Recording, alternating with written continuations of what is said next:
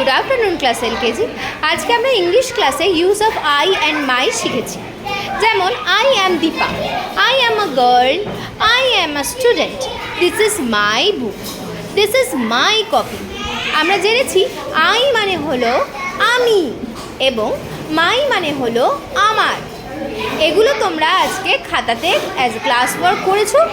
আমি সেম জিনিসই তোমাদের হোমওয়ার্কও দিয়েছি, তোমরা ভালোভাবে বুঝে বুঝে করবে।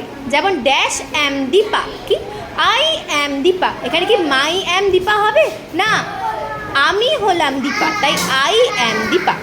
আবার একইভাবে this is my book, this is I book হবে, তাও হবে না, কী হবে দিস ইজ মাই বুক। মাই কেন হবে? কারণ মাই মানে আমার, এটা আমার বই। তাই ভালোভাবে বুঝে আই এবং মাই কোথায় বসবে সেটা বুঝে নিয়ে হোমওয়ার্কটা করবে।